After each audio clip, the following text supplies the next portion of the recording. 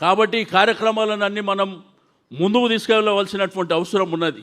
SIR కానీ membership కానీ ఒక నెల కార్యక్రమం, అది కేటీఆర్ గారు చెప్తారు ఆ విషయం. ఓన్లీ 1 మంత్ కార్యక్రమం.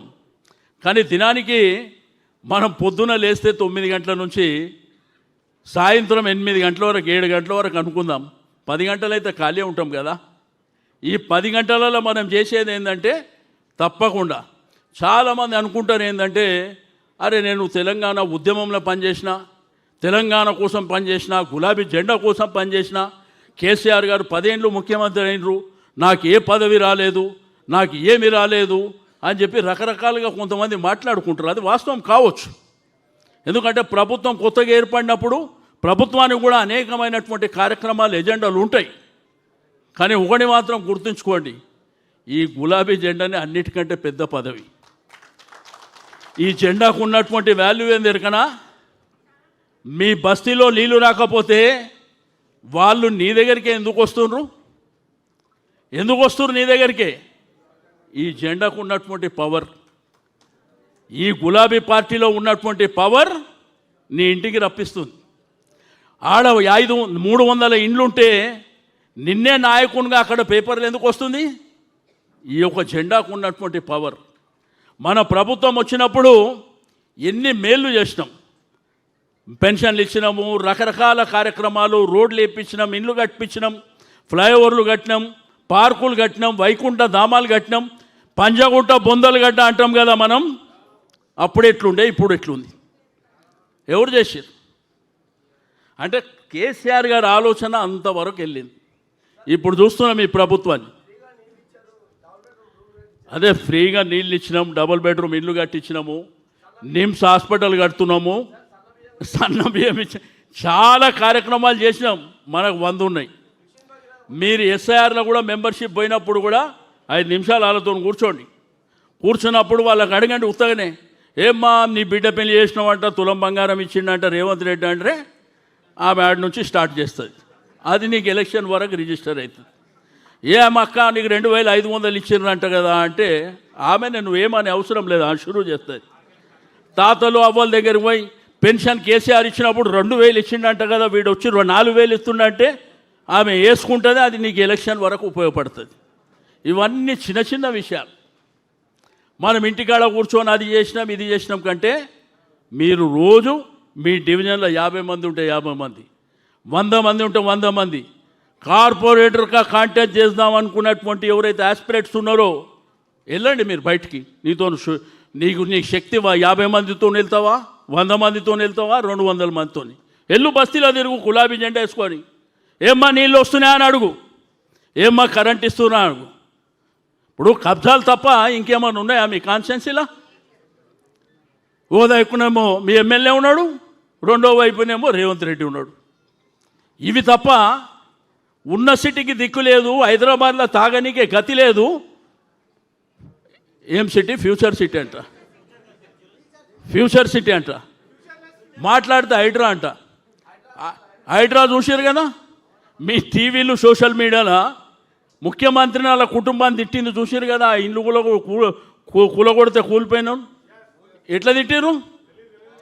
నన్ను తిడితే నేను ట్యాంక్ బోర్డులో దూకి చచ్చిపోతుంటే, ధర్మంగా చెప్తున్నా, నా ట్యాంక్ బోర్డులో దుంకి చచ్చిపోతుంటే నేను సేవ చేయడానికి వచ్చినోండి. అన్ని మాటలు నేనెందుకు తిట్లు తింటా? వాడు మా మన్మడు అడుగుతుండు, తాతయ్య ఇది ఆడేమో పబ్లిక్ స్కూల్లో చదువుతాడు, వాడు అడుగుతుండు ఈ గుడ్లు తీసి గోటీలు అంటే ఏందని అడుగుతుండు. ఏం చెప్పాలి నేను దానికి? ఏం చెప్పాలి? వాడు పేగులు మెడలు వేసుకుంటా అంటారు. అరే ఒక ఉన్నతమైనటువంటి పదవి, ఈ రాష్ట్రానికి ముఖ్యమంత్రి లాంటి పదవి, అది వదిలిపెట్టి నువ్వు ఈ లాంగ్వేజ్ ఏంది? ఏమనుకుంటుర్రు? చదువుకున్న పిల్లలు ఏమనుకుంటుర్రు? ప్రజలు ఏమనుకుంటుర్రు? వాళ్ళకున్న అవసరాలు ఏంది? అవన్నీ వదిలిపెట్టి. కాబట్టి నేనేమంటున్నా, ఖైరతాబాద్లో ఇప్పటి నుంచి ప్రత్యేకమైనటువంటి దృష్టి ఉంటుంది. ఎవడు కొట్లాడతాడో, ఎంతవరకు వెళ్దామో, మీ దగ్గరికి ఎవరు వస్తారో నేను కూడా మీతో పాటే ఉంటా.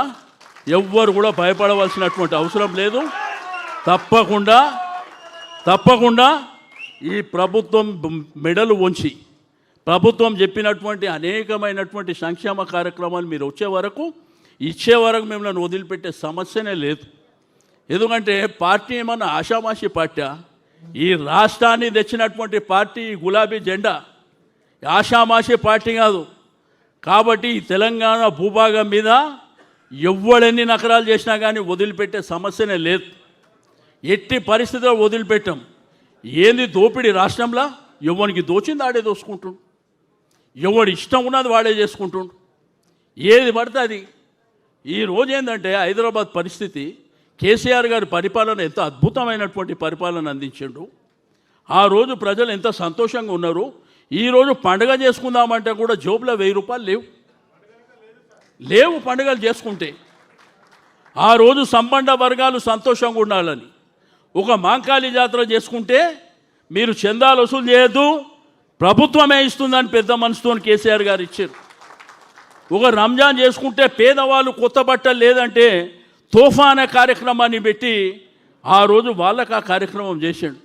అదేవిధంగా క్రిస్టియన్కు క్రిస్మస్ చేసుకుంటే ఇట్లా అన్ని వర్గాల ప్రజలు సంతోషంగా ఉండాలనేటువంటి భావనతోని కార్యక్రమాలు. ఓకే, ప్రజల అధికారం 10 ఏళ్ళ తర్వాత ఇవ్వకపోయిండొచ్చు, కానీ ఈరోజు అదే ప్రజలు ఏం చెప్తున్నారు? కేసీఆర్ గారు ఎక్కడున్నో మీరు రావాలి, కేసీఆర్ గారు మీ పరిపాలన మళ్ళీ కావాలి. రైతాంగం రాష్ట్రంలో ఒడ్లు కొనేటోడు దిక్కులేడు. ఆ రోజు కేసీఆర్ గారు యూరియా 6 నెలల ముందే స్టాక్ చేసి పెడుతుండే. ఈరోజు ఎక్కడికి పోయినాయి? పెద్ద పెద్ద పేపర్లు యాడ్లు వేసుకుంటారు సిగ్గు లేకుండా, పని చేయకుండా. కాబట్టి మీ అందరికీ నేను ప్రత్యేకంగా రిక్వెస్ట్ చేసేది ఒకటే, మీరందరూ సంతోషంగా ఉండండి.